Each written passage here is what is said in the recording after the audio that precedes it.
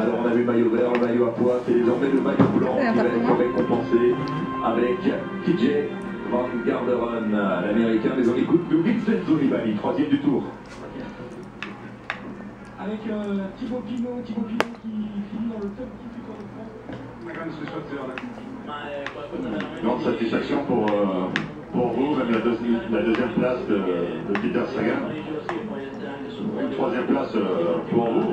Et oui, arriver à parier comme ça, dans la troisième place et d'être sur le podium, c'est une expérience unique dans la vie. Parce que vous avez tout essayé, vous avez essayé d'attaquer la Sky à plusieurs reprises durant ce tour.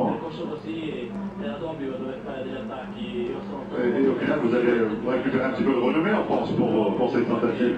Oui, je me sentais bien physiquement, donc c'était mon devoir en quelque sorte.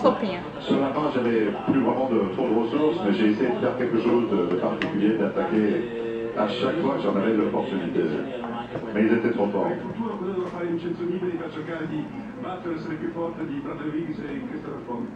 Et peut-être que le tour de l'année prochaine, Vincenzo Nibali sera meilleur que Froome et Wiggins. Qu'est-ce qu'il faut améliorer?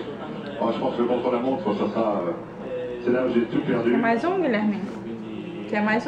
Mais en dehors de ça, je me suis amélioré évidemment au fur et à mesure du temps, mais je dois travailler cet exercice particulièrement.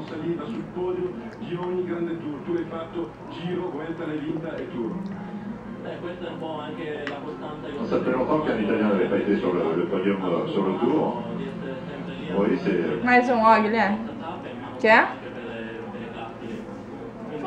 Ma volonté est évidemment de bien figurer quels que soient les tours. Le Tour de France, c'est le tour le plus important, on va dire, qui sort un petit peu du lot. J'ai essayé de faire des choses. Et j'espère que je vais pouvoir continuer.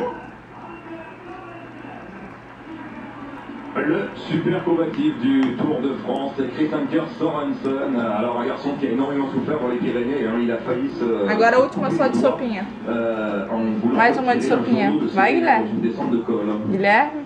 Ça, c'est vrai que c'est la petite faute bête qui aurait pu lui coûter plus cher, hein, évidemment. Et il est évident qu'on a vu perdre beaucoup de sang, mais finalement c'était superficiel.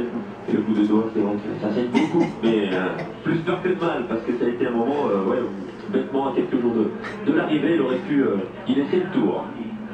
Guilherme. Qui va monter sur le podium pour y recevoir son maillot jaune. C'est un moment capital, un moment solennel, un moment historique pour le sport anglais. Bradley Wiggins, un anglais vainqueur du Tour. Il aura fallu attendre plus de 100 ans.